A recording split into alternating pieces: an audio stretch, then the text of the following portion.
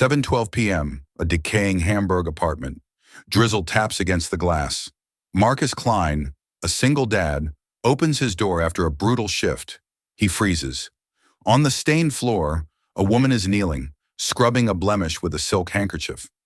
Her designer coat lies on a worn chair. She looks up, eyes bloodshot.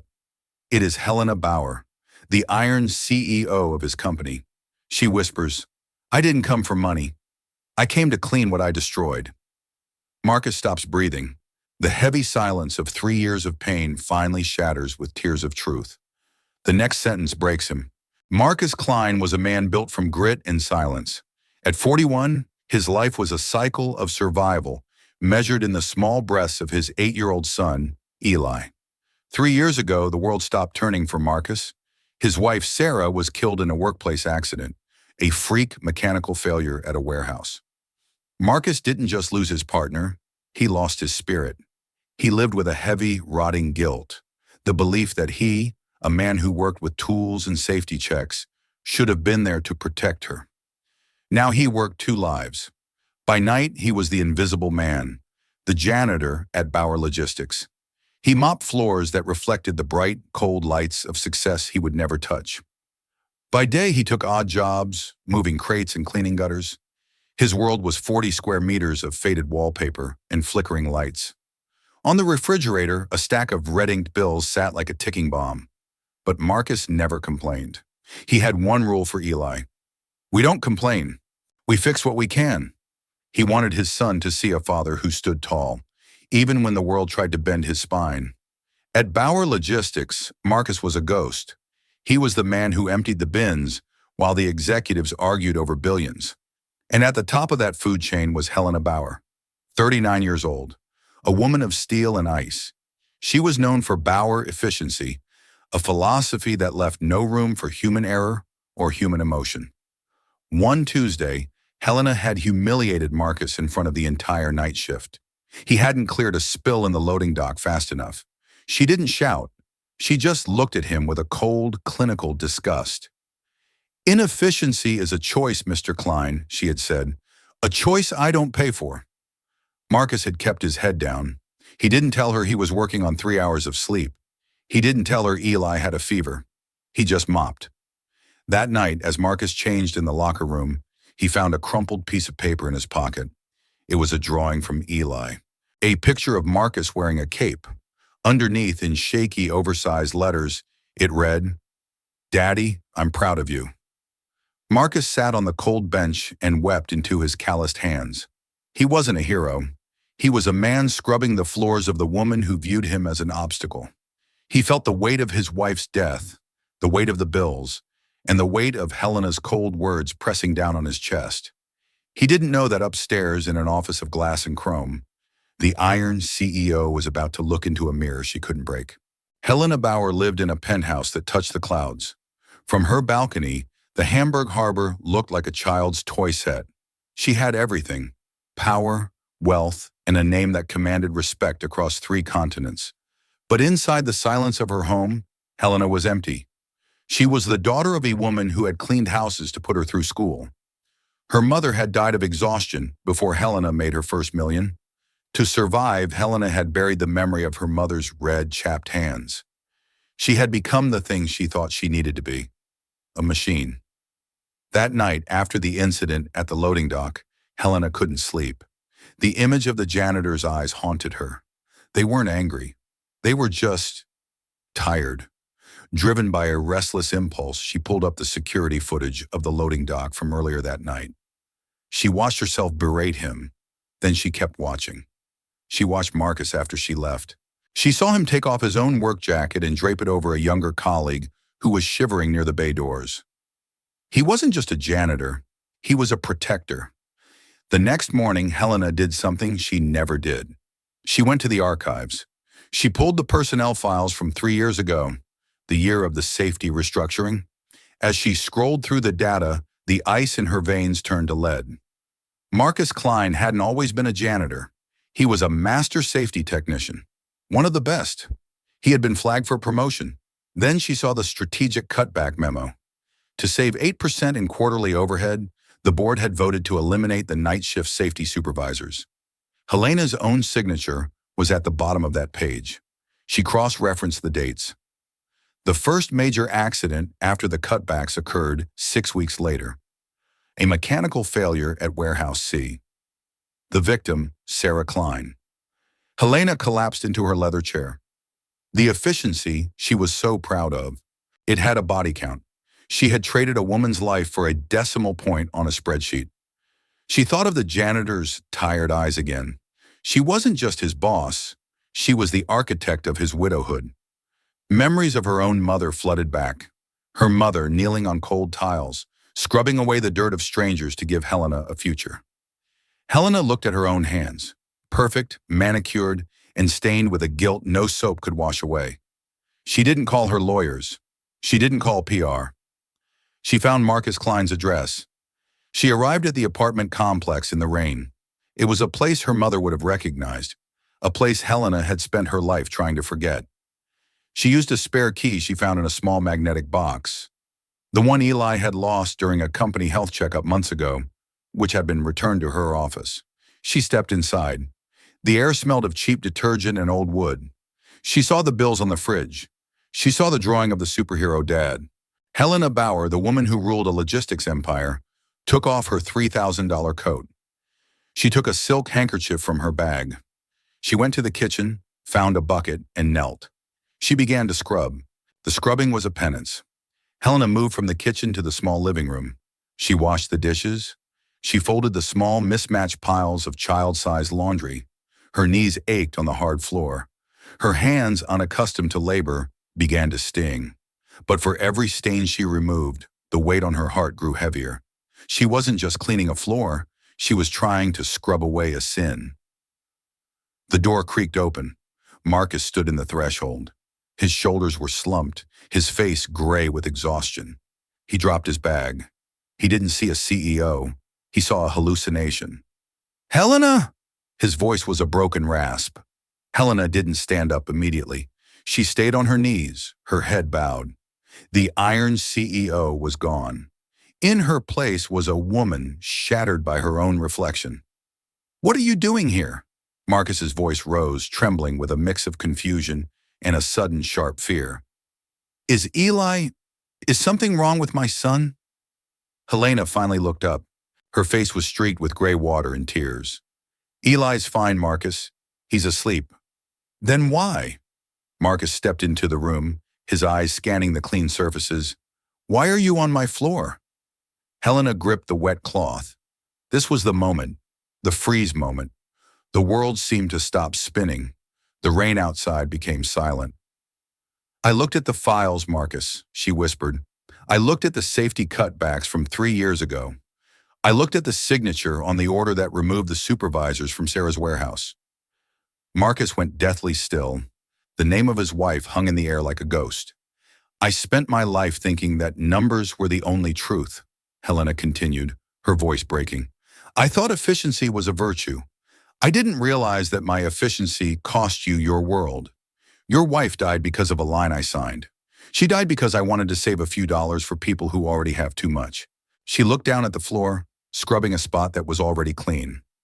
"I realized I couldn't just write a check. Money is what I used to destroy your life. I couldn't use it to fix it. I needed to come here. I needed to scrub that line off the floor with my own hands. I needed to feel the dirt you feel every night." Markus felt the air leave his lungs. For 3 years, he had blamed himself.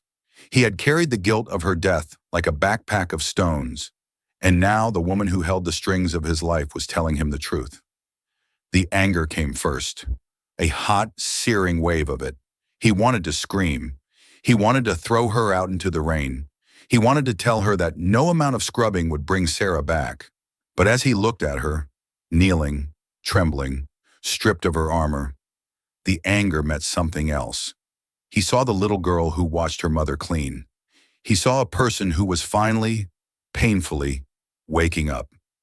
Markus sank to the floor, not out of anger, but because his legs could no longer support the weight of the truth. He leaned against the wall, and for the first time since the funeral, he let out a jagged, gut-wrenching sob. He didn't cry alone. Helena Bauer, the Iron CEO, leaned her head against the worn wooden cabinet and wept with him. The Archive of Grief. 800 words. The minutes passed in a blur of shared tears and heavy breathing. The silence that followed was even heavier. Markus sat on the floor, his back against the peeling wallpaper, looking at the CEO who was still kneeling. Her silk handkerchief was now a ruined, gray rag. "You know," Markus said, his voice raw, "I used to dream about this.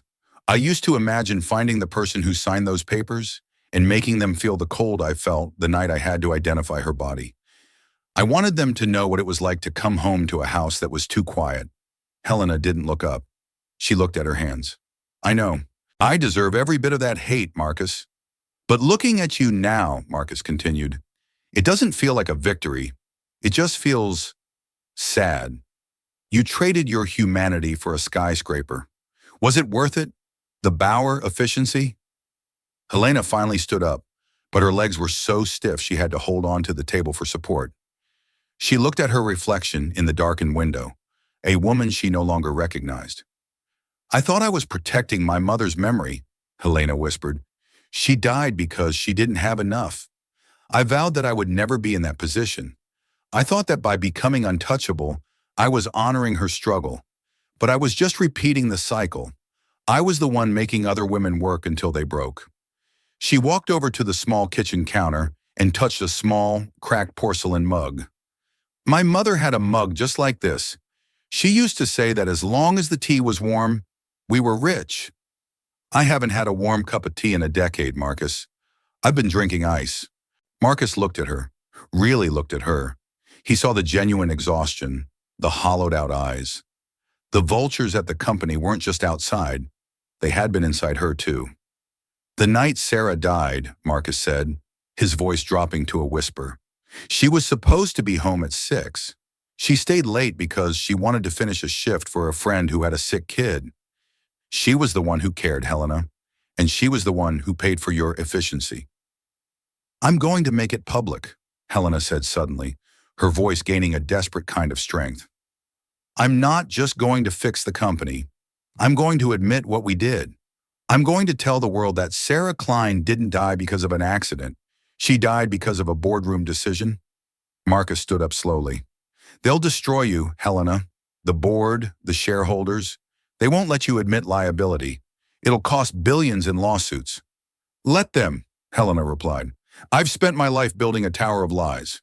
I'd rather live in a shed made of the truth than spend another night in that penthouse." She reached out as if to touch his arm, but pulled back at the last second. "I can't bring her back. I know that.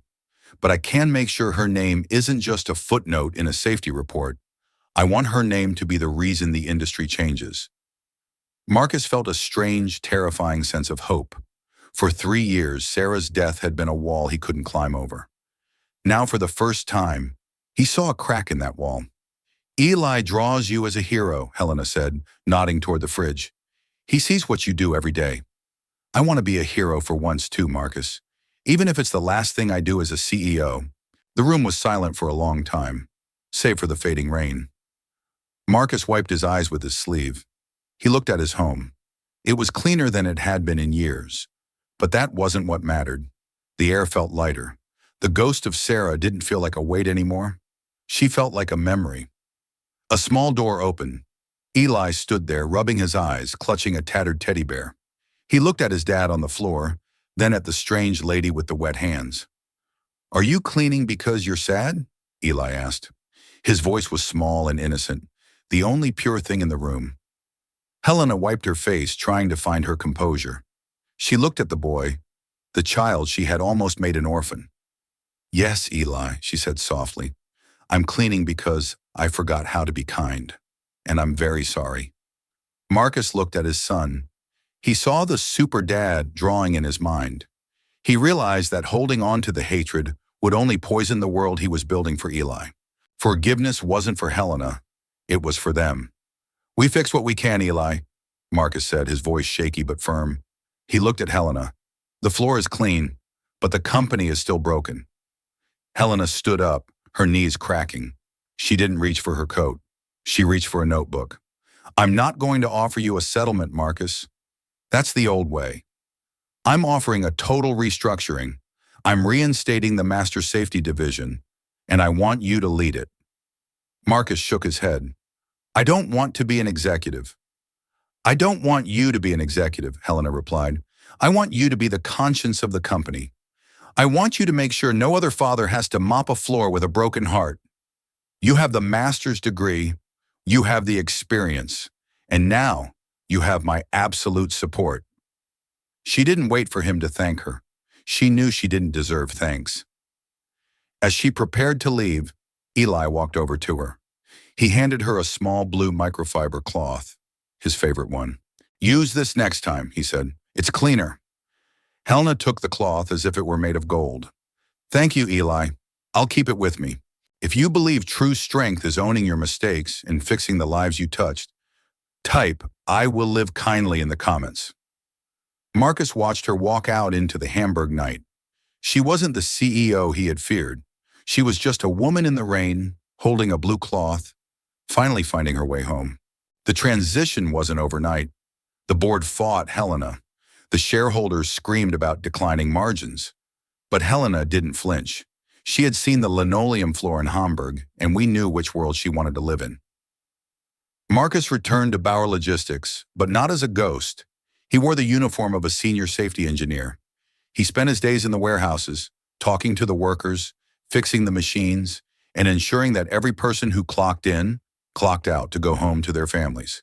He didn't trade his time for money anymore. He made sure his contract allowed him to pick Eli up from school every single day.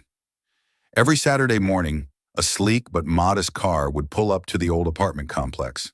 Helena would arrive, not with a briefcase, but with a box of pastries or a new book for Eli. She didn't come as a boss. She came as a student. She spent hours in that small kitchen, learning how to exist without a spreadsheet. She and Markus would sit at the oak table, the one she had scrubbed, and talk about things that had no market value. They talked about the rain, about Eli's progress, and about the mothers they had lost. One afternoon, Markus home early to find a sight he never thought he'd see again. Helena was at the kitchen table, her sleeves rolled up, helping Eli with a science project. There were glue stains on the table and glitter on her forehead. Eli was laughing. "Daddy, look!" Eli shouted. "She cleans like she means it, but she glues even better." Markus felt a lump in his throat. It wasn't the sharp pain of grief. It was the warmth of a wound that had finally closed. He realized that responsibility isn't a burden. It's the bridge to healing. The final price of truth, already 800 words, new. The courtroom was a tomb of mahogany and cold air. Helena Bauer sat in the witness stand, her back straighter than it had ever been when she was CEO.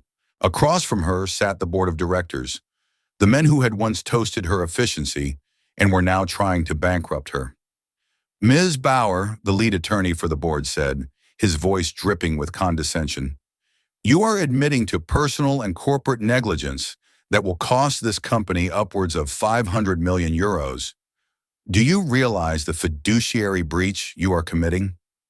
Helena looked at him. Then she looked at the back of the courtroom.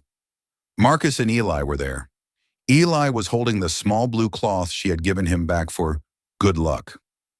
"I am not committing a breach, counsel," Helena said, her voice echoing with a clarity that silenced the room. "I am fulfilling a debt. For 3 years we lied to the family of Sarah Klein. We lied to every worker who walked into our warehouses. We traded lives for margins. If the cost of the truth is 500 million euros, then it is a bargain. Because the cost of the lie was a human soul." The murmurs in the courtroom grew into a roar. The board members looked as if they wanted to strike her down. But Helena didn't blink. She laid out the documents, the strategic cutback memos, the ignored safety warnings, the internal emails mocking the emotional cost of the accident. "You are destroying your legacy, Helena." Markus, the COO, who had been her right hand, shouted from the gallery. "No," Helena replied, looking directly at him. "I'm finally building one." Outside, after the hearing, the press swarmed her.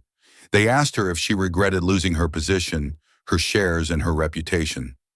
Helena didn't stop to give them an interview. She walked straight to Markus. The judge will likely order a massive settlement, Helena said, her voice trembling with exhaustion. The company will be restructured under a federal monitor. I've lost everything, Markus. I'm no longer Helena Bauer of Bauer Logistics. Markus took her hand, the hand that was once so soft and was now calloused from the Saturdays she spent in his kitchen. You didn't lose everything, Helena. You just lost the things that were keeping you from being yourself. Eli ran up and hugged her waist. Are you coming for dinner? We're having pasta. Helena laughed, a sound that felt more precious than any stock dividend. Yes, Eli, I'm coming for dinner. She walked away from the courthouse, leaving the glass towers behind. She didn't have a driver anymore. She didn't have a title. But as she walked down the street with Markus and Eli, she felt the sun on her face. For the first time in her life, she wasn't running toward a goal. She was just walking home.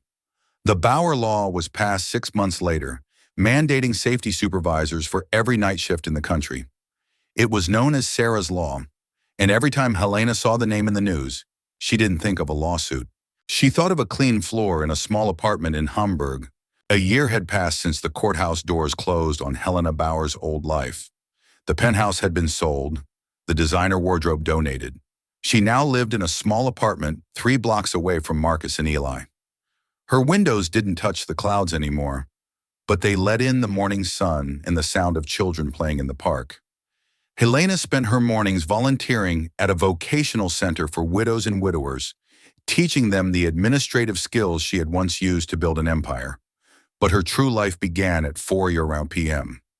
That was when she would meet Markus and Eli. Sometimes they would walk through the local market, choosing vegetables for a stew. Other times they would sit in the park while Eli practiced his soccer kicks. One evening, Markus found Helena in his kitchen again. She wasn't scrubbing the floor this time. She was sitting at the table, a stack of Eli's homework in front of her, her forehead creased in concentration. He's struggling with his fractions, Helena said without looking up. I told him that logic is like a foundation. If one piece is missing, the whole structure leans. Markus smiled, leaning against the doorframe. He watched her explain the math to Eli with a patience that the iron CEO would have found inefficient. You're good with him, Helena, Markus said softly. Helena paused, looking at the blue cloth Eli had given her, which now served as her bookmark. He's good for me, Markus. He doesn't see a balance sheet when he looks at me. He just sees me. Later, after Eli was tucked in, Markus and Helena sat on the small balcony. The Hamburg air was cool, smelling of damp earth in the distant sea. Do you ever miss it? Markus asked. The power? The feeling that you could move mountains with a single phone call? Helena leaned back, looking at the flickering streetlights below. I used to think that moving mountains was the ultimate goal, but I realize now that the mountain doesn't care if it moves. The people living at its base do. I don't miss the power, Markus. I miss the years I spent being afraid of being ordinary. She turned to him, her eyes bright in the moonlight. Ordinary is where the healing happens. It's in the tea, the homework, and the floors that stay clean because we care enough to sweep them together. Markus reached out and took her hand. It wasn't a transaction or a negotiation. It was just 2 people, once lost in their own storms, finally standing on solid ground. Voiceover. She knelt to clean a floor, thinking she was scrubbing away a sin, but she was actually clearing a space for a new life. Because the most beautiful structures aren't built of glass and steel.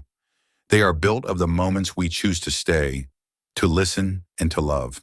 If you believe stories like this deserve to be told, leave a comment and subscribe to NL Touching Stories. We tell the stories that shouldn't be forgotten.